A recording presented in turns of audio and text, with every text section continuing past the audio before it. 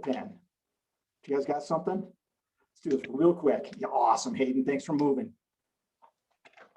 I just want you to write down, like, what's on your mind? Whether it's a question you just had, what are you showing up with? What are you thinking about?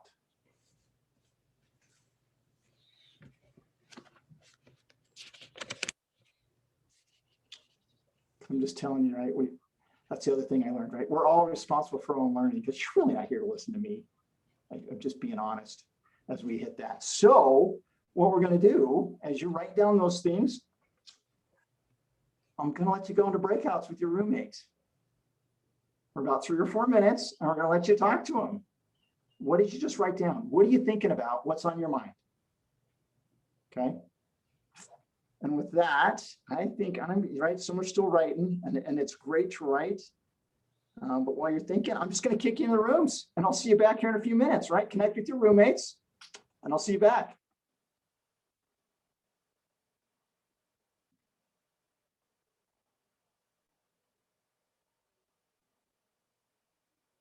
Sam, you're with me. I didn't kick you into a room. You're the host. I can't kick you into a room.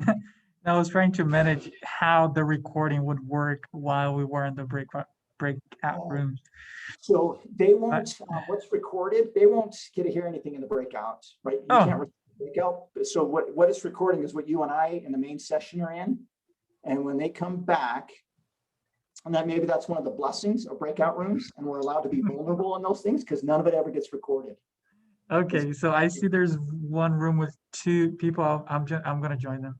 Okay, go join them. I'll see you back in a few minutes. Thanks, Sam. Thank you, Trevor. Oh, what is that? I got a trial mission before, like a 2 transfer mission. That's actually not sent to me. Sent to my state president, telling me that they're gonna try me for 2 transfer. It was a fun one though. Yeah, I got some medical problem before. But anyway, okay. Hi Sam. Gotcha. Hello Jerry. And aquí nosotros tenemos ¿quién? Adam. Adam es fluente en español. ¿Sabía? Jerry? Did you know he's fluent in Spanish? 我听不懂你们在说，完全听不懂。So did you guys write down something? Yeah, I wrote about like how I've kind of been like stressed about, like got a little bit behind in some of my classes, and it's kind of been difficult to get back up to speed on it. So that's what's been on my mind. What about you guys? I got a similar one, but more like I'm kind of worried about like how the future gonna looks like and the career path, internship path, because I'm junior about to become senior, and it's kind of hard for me to, in this kind of situation in the world right now, how to find a job or internship, and how the future gonna hold for me to sustain myself or even my family in the future. Yeah. That's kind of in my mind this few months already. Yeah. How about you, Sam? I wasn't so worried about all those things, but now I am. So thank you, guys. You guys are awesome. You're graduating. Yes, I'll be graduating next semester. So for sure. Oh wow. For sure, and I feel I'm taking a lot of very demanding classes right now. So I also feel kind of like I'm kind of like falling behind a little in everything that I need to do, and I'm thinking now that I need to finish my tax return, my wife's tax return, and apply for internship for job after work and all that stuff. And not even in the States, I need to do tax return for my last year. Yeah. So anyway. But I also had something in mind, for his lecture kind of thing. So I was wondering like the difference between the leadership in the church and in an environment that's not in the church. And I would like to kind of see if you are like exactly, I don't know how to say this, but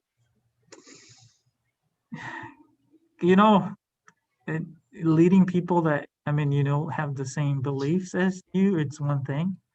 But leading people that are from all over with very different principles, it's a different thing. So Yeah. I'd like to hear his opinion. But let's leave the room and go back. Okay. Yeah. Thank you. No, y'all came back, man. You must be business students or something. Y'all listen. Was that good? All right, let me just hear from one or two groups, right? What came out? What did you share? Sam just reminds me that I need to do my tax return this few weeks. All right, there you go.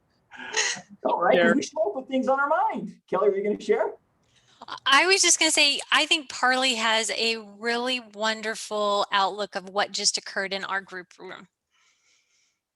Oh, you just pointed. But Hayden came off mic. Can we let Hayden go? Hayden, you want to go? Yes, let Hayden go, and then maybe Joy shared with us that she has work at 5 and she was just thinking about how she's going to get to work on time. Joy, where do you work? I work in this building, so like when it's 5, I'll just go downstairs. Sweet, I love it.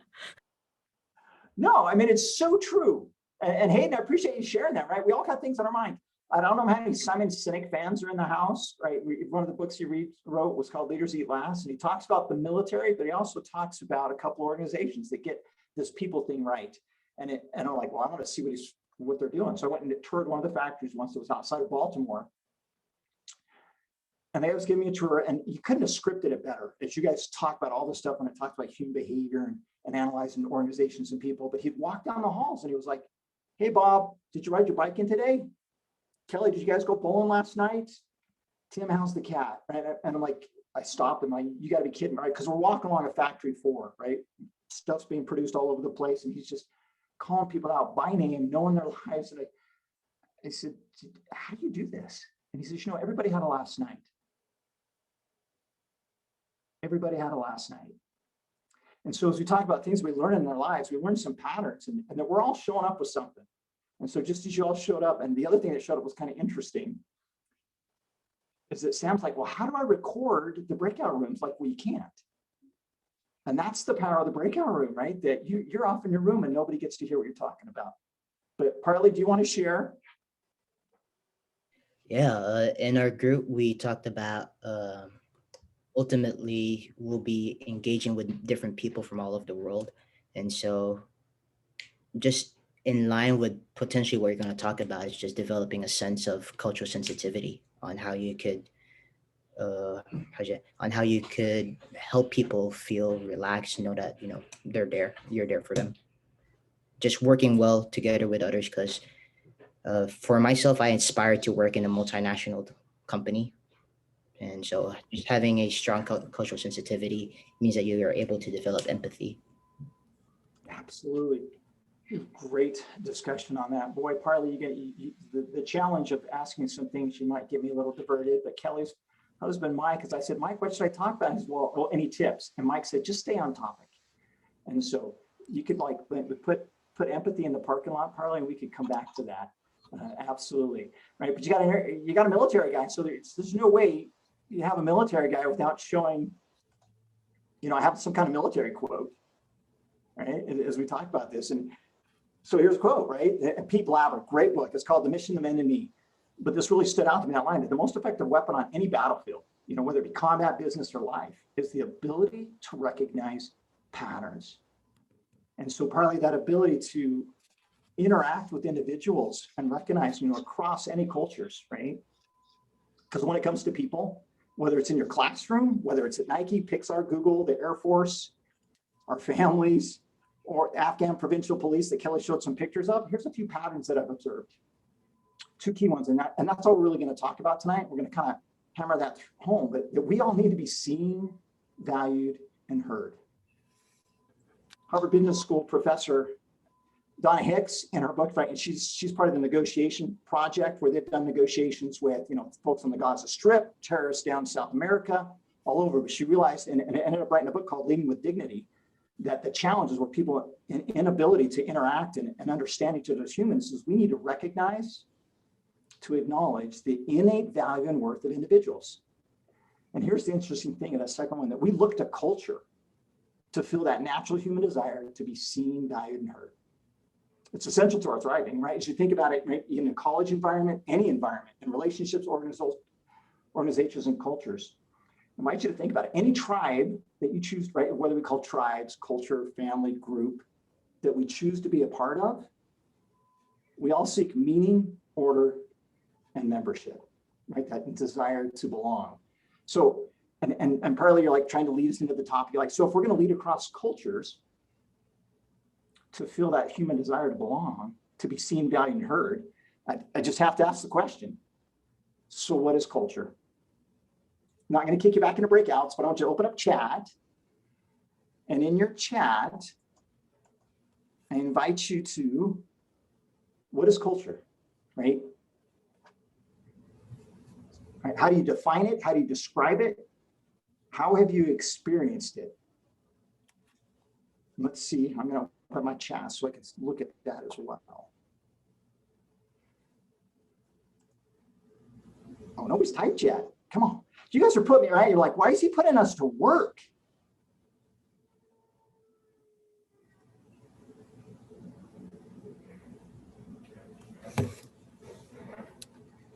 I like this. Hey, Sabira, you want to come up? And is that how you pronounce your name? You want to come up, open mic, and share on that one? Culture is the way of life of a group of people. We were taught a lot in our elementary school that culture is the way of us as a group of people. Sometimes people think that culture is always the same, but it changes over time and it evolves as people change, or it is the people. That's what culture is. It's the people and how they live their lives, how they do things. I don't know if that's right. Absolutely, sorry, it is, right? It's living and breathing. It's a living, breathing organism. It's not just, oh, I'm going to go just study the culture in a book, because that culture constantly change, right? And so then, you know, and we can read about, right, all these books that are written on culture, and the goodness is there, but you just hit it, right? It's who we are. Repeatedly, consistently, and collectively. And what I really liked that from a colleague, he says, well, and as you put it the other way, right? It's the norms, beliefs, behaviors of the majority of the people, majority of the time. You know, so as you study in management, you'll hear, right? Well, the leaders of an organization, the CEOs, right? They're the chief environment officers, right? They're the chief culture officers of the organization, but it's the norms, beliefs, behaviors of the majority of the people, majority of the time. And so it's just thinking about that. It's, as you said, it's who we are. And so you think about, what do we do consistently, repeatedly, and collectively in whichever group I choose to be a part of. This is great. And I hope you guys know that you can, the little 3 dots in the bottom corner on the more of the chat when we're all done, click that and save it. You're probably smarter than me, but save some of that goodness. Because, you know, if you want to look at another academic realm, right, that Edgar Schein, right, talks about culture, and many of us have probably studied that. It goes from the seen to the unseen, right? Those things that are artifacts, that are creations visible, things that are actually tangible, but sometimes they can't decipher, right? I can just feel the culture of different organizations as you flow into a family, flow into an organization. Well, and the reason why I'm doing this, right, is because the most basic unit of society is family. And I'm going to let you in a little bit on the crazy culture of us Rosenbergs. And so I'm going to stop the share for a minute so I can go back to share and say, and I'll just share this, right? And it hit me when our oldest went off to college and was getting ready to get married. And he called back and he said, and he had his fiance, she was coming out for Thanksgiving. He goes, can we do a crash course on what it means to be a Rosenberg? And that's when it hit me that I knew we were a little bit weird, a little bit unique. But in his eyes, we had a culture of who we were. And he wanted us to share that and understand that culture aspect. And so he said, okay, you know what we did? And it's the same son that as kids went off, because we have 5 kids, 4 out of the house, but as they go off on their missions, they go to college, they wanted to stay connected. And the oldest one, the one that wanted to do this crash course, he also liked to write raps. And his other siblings actually were pretty good at singing. And so they got into this pattern of whenever they would gather, they'd write a rap song and they'd sing it and they'd share it to their siblings wherever they're at. And so I'm going to share a little clip, but the intent is not just to listen to them, but I want you to listen to if there are any norms, beliefs, or behaviors, right? Some artifacts, some rituals that you get out of this, we're just gonna watch the first part of this little clip, if that's all right, right? We're gonna, oh, wait a minute, I'm gonna have to go to basic. Oh, it's not letting me optimize. Hey, I'm not sure it's gonna work. You might just have to listen. For some reason, it's not letting me optimize for video, but let's give it a go. I'm gonna start it. Can you hear? Can you hear sound? Okay, we'll keep playing. We'll see. Again, listen for some artifacts. You better run, run, run, cause here he comes. 6 a.m., so it's time for some hundreds with the family. Woo! P90X and a lot of yard work. Saturday's busy cleaning the church, making smoothies and some muffins. Woo! Never sits down or takes it slow. Papa Rosenberg's always ready to go. Hey Dad, it's your birthday. You're running marathons and 5Ks. 30 seconds and I'm always smiling till we're done. Oh yeah, oh yeah. You just serve, serve, serve all day. Cause that's how you live the Rosenberg way. MRE's camouflage blue Nike tee. Air Force officer thanks to ROTC. In Afghanistan. Let's go girls! Graduate school at USC. Educational leadership PhD. Dad is always learning.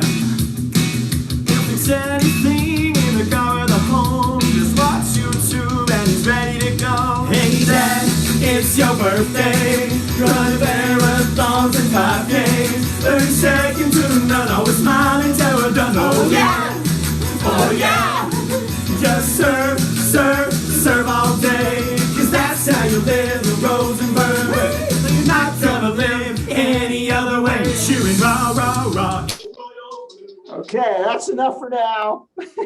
All right, let me see it in the chat. What did you observe, right? Was when we talk about culture, was there any norms, beliefs, or behaviors that you could pull from what they were trying to share in that?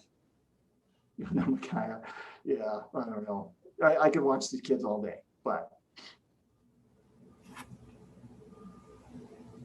just want to throw in the chat. Everybody want to go hot mic and share some things that you observed out of that? Jerry, I saw your smiles. How about I'll just let you share? I'll let you go hot mic. Your home must be so loud every day when your kids are around. But I really like it, and they are full of energy. And I mean, they must plan out this like songs and practice, or even write down those lyrics so it can make you laugh and keep those video like as a memory.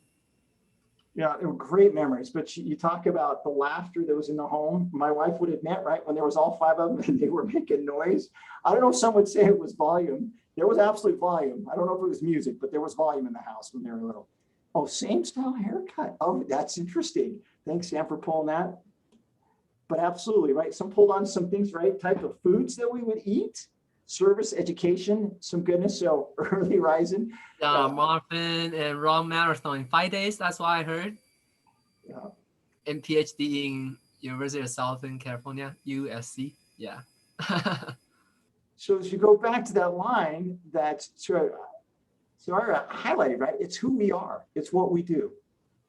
And that recognition of that as we go into that, as we tie into that and just recognizing, so that you kind of ask the question then based on that, were they seen, valued, and heard?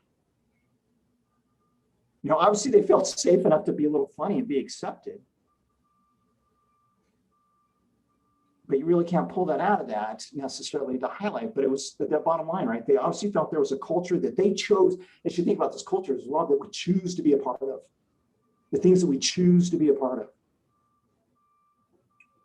And so as we start focusing on, right, and we move across, whether it's what type of international business, whether it's there at BYU Hawaii, whether it's here at the Air Force Academy, as we move into the Air Force, right, we're bringing on all kinds of folks into this United States Air Force and the type of backgrounds and environments. And I got a little clip on that, but Kelly showed some pictures, right? Some pictures from my time in Afghanistan, right? And over 25 years in the Air Force, we've lived quite a few places, deployed quite a few places, but having that year in Afghanistan, it was kind of eye-opening to me as I reflected back on that and showed some of those pictures. I had a great opportunity. Actually, let me show. We'll go back to some of the pictures that Kelly had up there on the screen, just so y'all can see it. There's at least one of them. Oh, wait. Oof. Okay. No, we're not going to watch the video again. Sorry. But I spent the year working with the Ministry of Interior.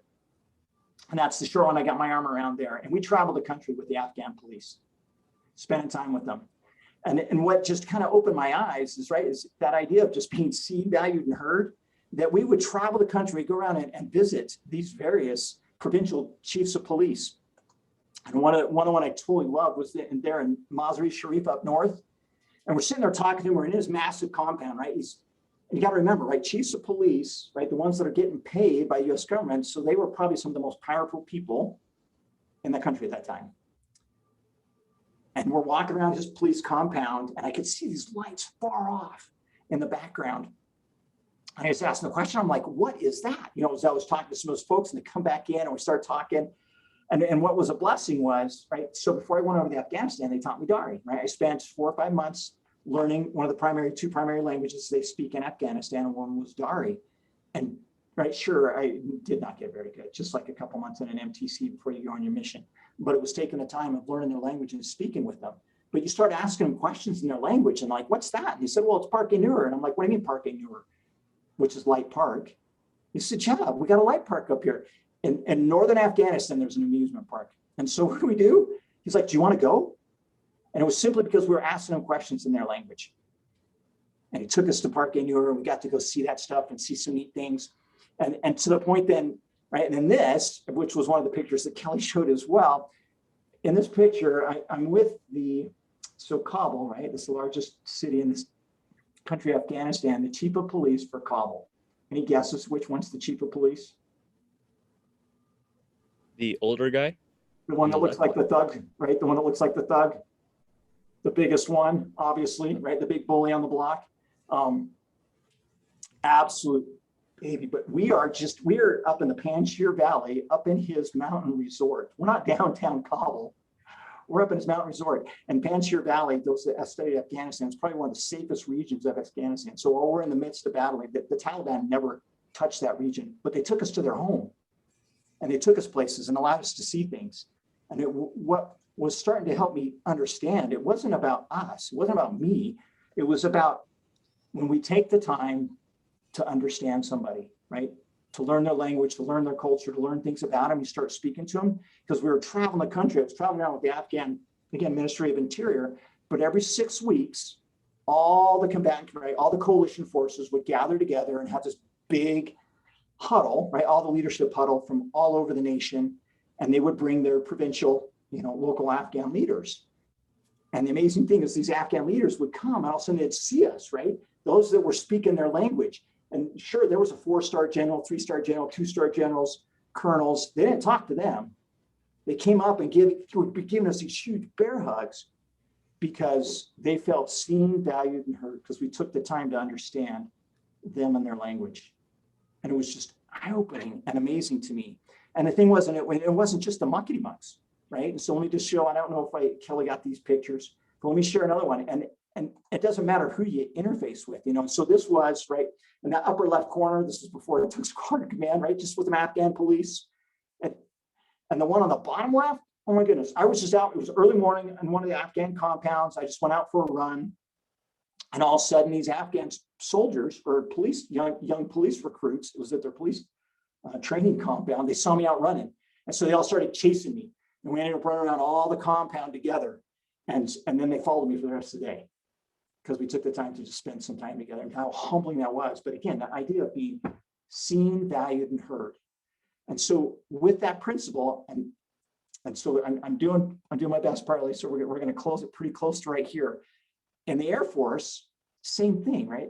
Some of us look at the Air Force as we step back in the United States Air Force that we were, just the United States, right? Is the great melting pot, is a great social experiment. We look at the military as a great social experiment within the United States. as we look back past our history and some things that we've struggled with, that social experiment was being tried inside the United States military. Well, we're still dealing with that here in the Air Force right now. That joining from all kinds of backgrounds and beliefs so that we can, right, be seen, valued, and heard, but that we can have a common goal that someone talked about, a culture. And it's okay to have different identities, but how do we shape and take on an identity to understand each other? And so one of these videos we just recently did, and I want to share it with you. And this is the last thing, I'm almost going to come to closure in, but I invite you, as you're listening to it, what do you hear? What lessons can we learn as we talk about this principle about leading across cultures? And so let me try it again. And the last one. Okay, here we go. Now, when I played it last time, did you also see, and not just here? Okay, cool. Thanks, Hayden. It's not showing it on my end on a piece that I usually get to see. But here we go. Volume good? We all represent the U.S. Air Force, but we're more than airmen, more than civilians, more than ranks. We each represent something beyond this country and beyond our service. We represent our parents, our children, our partners, our values, ourselves. The day you decide to serve isn't the day you give up who you are. It's the day you show who you are, and the day we become stronger for having you in our ranks. No matter your culture, your beliefs, your background, or who you identify as, one thing will always be true. You belong here. The Air Force is our common ground.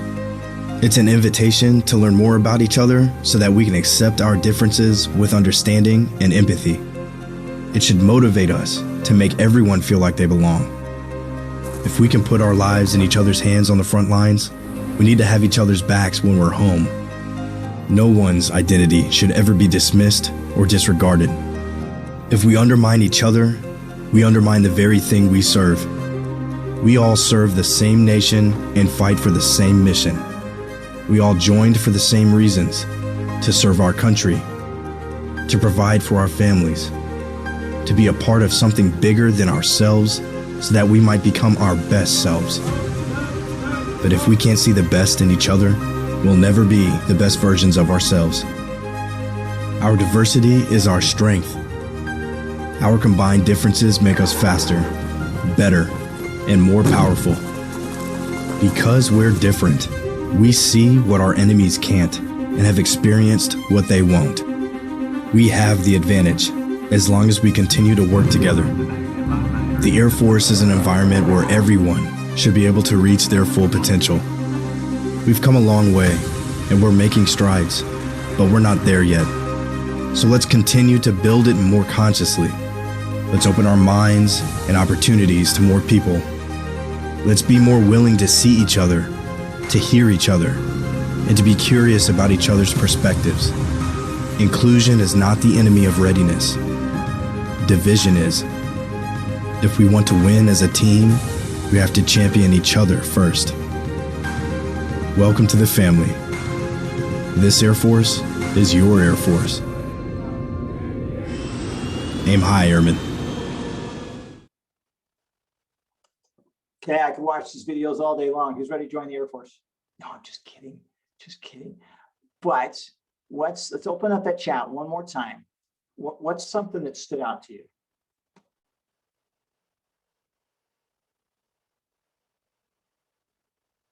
Whether what you saw or what you heard.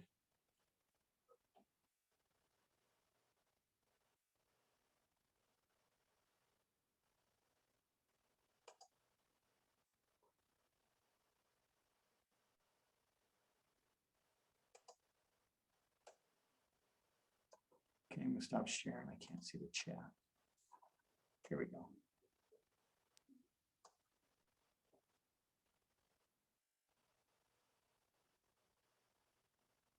Yeah, I like that. Hey, did you want to build on that when they said they weren't finished? Yeah, I just like how, like, they basically said like they weren't finished, like they know like there's room for improvement, they can do better, and I feel like that's always a good mindset to have. And I think anything you can do, always just to work to be better in any sort of aspect that you work on? No, absolutely. And you just think about not finished yet, because if we go back to what Cyrus said, right, that our culture is a living, breathing organism, right? Who we keep bringing to the Air Force changes who we are as a culture, right? And who we are as an identity. But the bottom line is just, right, seeing the best in others, a sense of belonging. It wasn't on exclusion, right? Your inclusion isn't the enemy to readiness, right? Exclusion is. You know, and you can go into this and you can talk about it, but you know, the one blessing, just as we started with a prayer, you know, the blessing that we have the ability to move beyond just saying that we all need to be seen, valued, and heard is a recognition that every single one of us, right, is a child of God. It's a universal truth that extends beyond cultures, extends beyond religion, beyond the gospel of Jesus Christ. But we are all children of God. And there's no respect. He's no respecter of persons. And we all belong in his family, in the household of God. So just as that little video on the Air Force said, welcome to the family. Could you imagine probably whatever organization you roll into, a multinational organization, they say, welcome to the family. You're seen, valued, and heard, and what you do matters.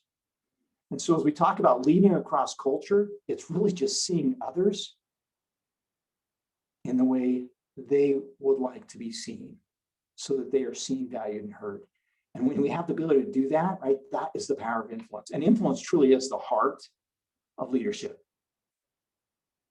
And I saw it, I've lived it, I've loved it. And that's really all I got so that I could stay on time. Like partly, not that he was like, he kept talking about where we're getting ready to say, he's like, I'm gonna give you the hook, and I'm gonna hook you. So I hooked myself. So in case there are questions, I'm gonna turn it back over to you, Parley. All right. Well, thank you so much for your message, Trevor. I hope each and every one of us have learned something that is really beneficial to us. What Trevor has mentioned, it's really true. And I know that we all believe in this. We believe in being valued, and we believe in being showing value to others and helping them understand that their worth and their value as well. That's this time that we have to be transparent. You know, we've got to be crisp and clear, and we've got to make sure that we embrace and respect all of the people around us and help them lift up and pursue the kind of opportunities that they want to have. And we should be available to them. And so, yeah, thank you so much for your message, Trevor. It was really inspiring. We'll have about 10 to 15 minutes for Q&A. We'll turn the time over to the crowd. If you want to go ahead and take yourselves off mute, feel free to do so. I have a question. Yes, we'll go Hayden, and then we'll go to Makai after. So what are like specific things you can say or do to kind of get to know somebody better and understand their culture? Like when you don't know somebody like at all, like how do you kind of get that ball rolling? Oh, that's great, Hayden. You know, Hayden, and one example, just talk about like the power of just doing things virtually. Like we'll pop into, we teach a lot of workshops, and maybe when something we do right to start, like, hey, what was your favorite concert? Or what's the first concert you ever went to? Or what music you listen to? And then all of a sudden we find people like, hey, find a commonality, right? Seeking to find, and that's just an example, and watching people connect just based on something like that. Or you talk about, where are you from? You know, we did do that as Dale, and pop out where people are from and be able to then just start asking questions. But I appreciated Hayden, a line in there, they said that we need to get curious, right? Become curious about others' needs, objectives, and values. I don't know, how would you have answered that question, Hayden?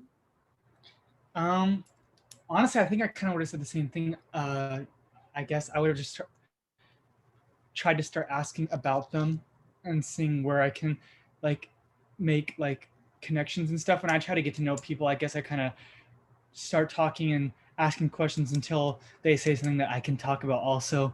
And once I do that, then I feel like I can make conversation easier. So I guess it's kind of the same thing. Yeah, well, and why do you seek to know that? I mean, in terms of like, so that I can get to know them. I don't know. I read like in a book once that if you can like find something, like it's like, I remember reading like, try to know like as much about everything as you can, like in terms like little things, just so like whenever you're meeting somebody, like you can try to have any kind of commonality like at all, so they feel more comfortable and they feel like you're a person, they can get to know you if you can relate to them, and then you can kind of just get to know them better. Absolutely. Love it. Keep it up, right? We really are wired to be connected as human beings. I still appreciate a line that, I don't know if you guys heard this about President Lincoln, right? He talked about a senator that he didn't like. He says, I don't like that man. I need to get to know him better.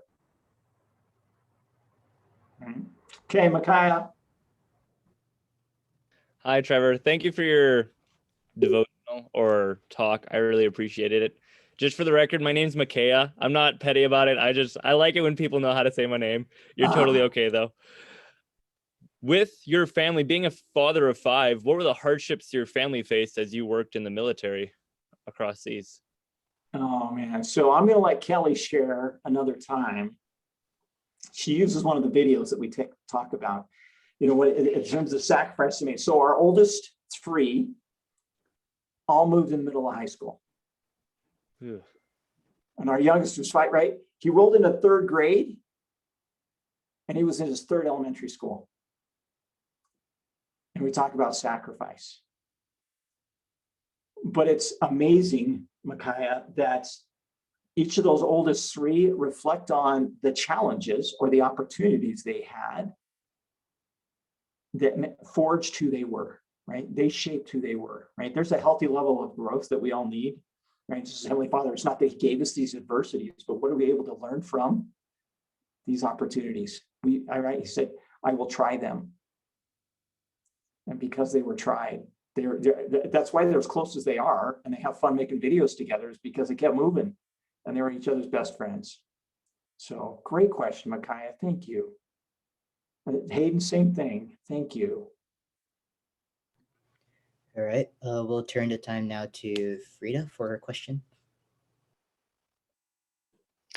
Hi. Yes. So you mentioned about how being curious helps knowing more about a culture. So how do you make sure that you are while you are being curious and while you're trying to learn more about a culture, you're not disrespecting someone in any way?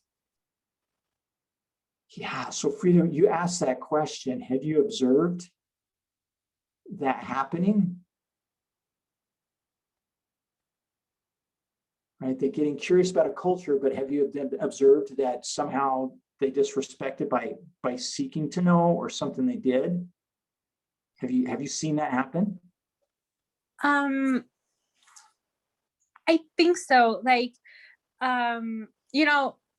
Whenever we go somewhere, we in general, we go somewhere and we have some assumptions of some places, how do you ask about those, to see if they are true, but maybe they're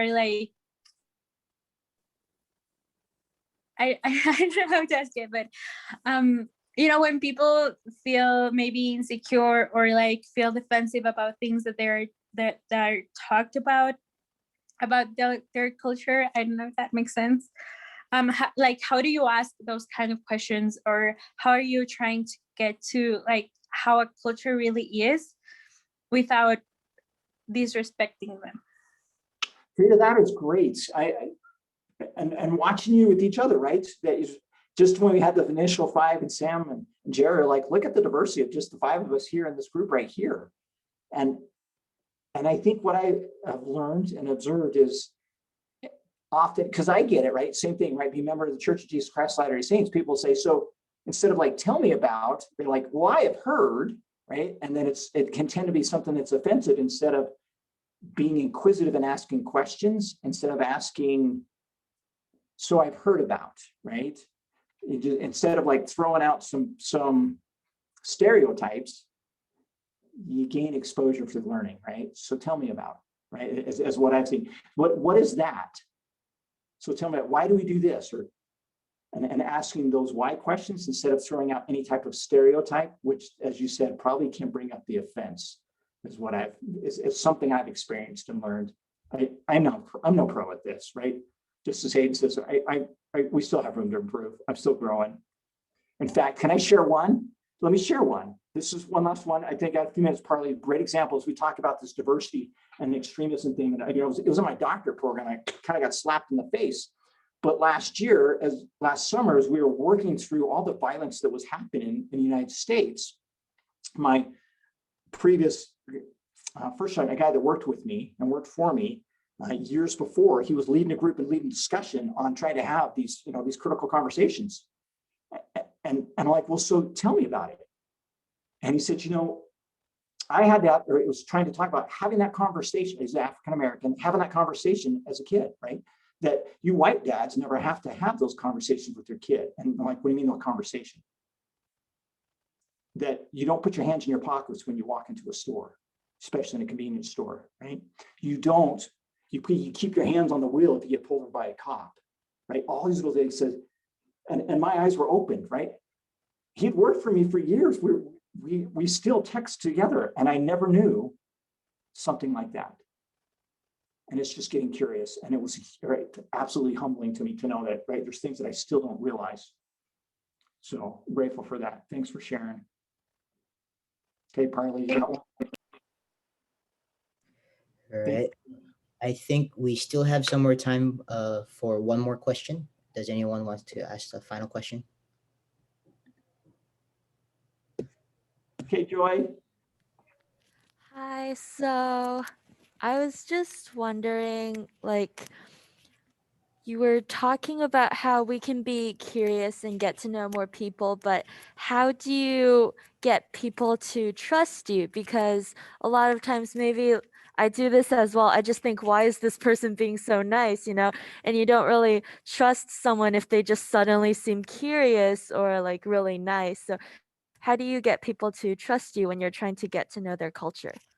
Oh, that is great, Joy. The question is, what would you say? I don't know, just maybe be friends, and then it could be more of a process, I guess. Well, Joy, I'll share. Here's one thing that I have learned as well, is that we are all along a scale of ability to trust. And it's not negative for anybody, right? There's some things that are hardwired into each of us, right? We are wired to be connected as human beings, but some of us have been between when we came to this earth and our environment that have influenced, right? Because we could talk about because of experiences that we had, because of events in our lives, because of therefore.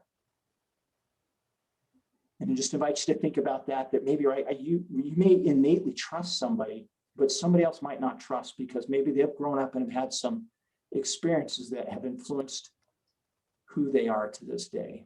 I just invite you to share that. And, an example with Afghanistan was right, by learning their culture, by learning their language, it's just opened a door, right? Learning somebody's name, and not just their name, right? And here's one last one, Parley.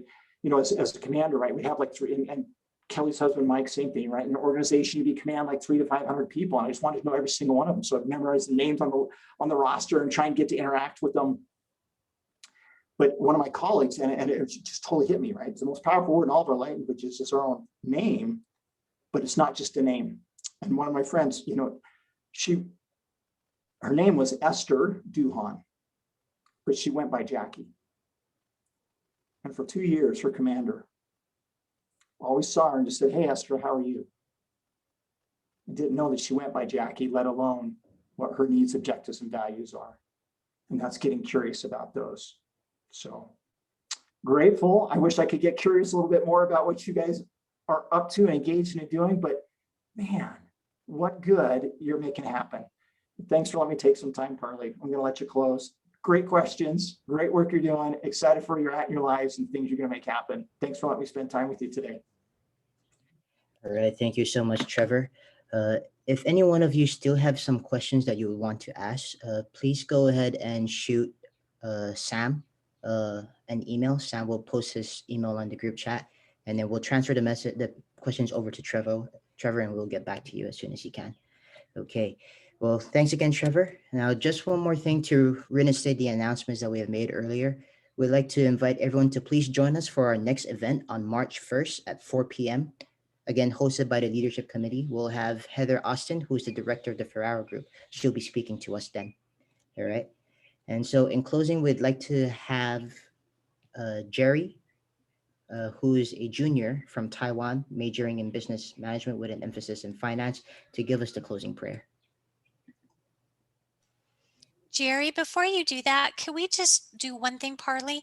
I want to make sure I'm accurate. Trevor, you do not have a LinkedIn. Is that correct? You don't. Okay, thank you. I just want to make sure I was still correct that you are avoiding those media platforms.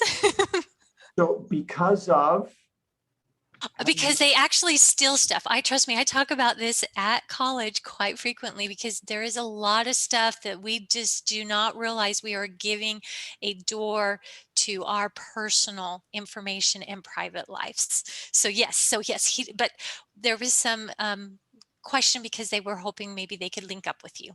Is there another way they could link up with you? I'm mostly old and lazy. It's really not just because of.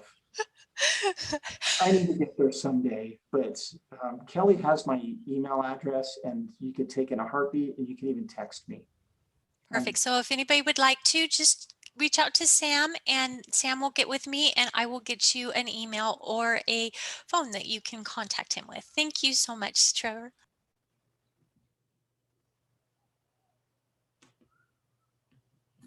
Okay, I'll say a prayer. Our dear Heavenly Father, we are really grateful for this wonderful day. We're grateful for technology to gather us together and to help us to have this meeting with Brother Trevor Rosenberg, and to hear his story and also his experience to work with the people from different backgrounds and different cultures, and help us build a sense of belonging in this diverse world that we live in today. Father, we ask thee to help us to love one another, and at the same time to keep thy commandments, to walk justly, and to show mercy and love towards thy children. And Heavenly Father, we also ask thee to bless all of us who are continue our study on this path. Bless us so we can have the strength to learn what we can in our chosen field, and also to support our family and to help the world become a better place until thy Son Jesus Christ come again. Father, we are grateful for the great institute of BYU Hawaii to help us. We are grateful for thy church and thy gospel. And we say these things in the name of Jesus Christ. Amen. Amen. Awesome. Mahalo. Thank you. Trevor. Thank you. Have a good day. Enjoy the rest of your day. Thanks again, Kelly. Thanks, Parley. Thanks, Sam. Thanks, Becca. Thanks for the prayer, Jerry. Thank you, Trevor.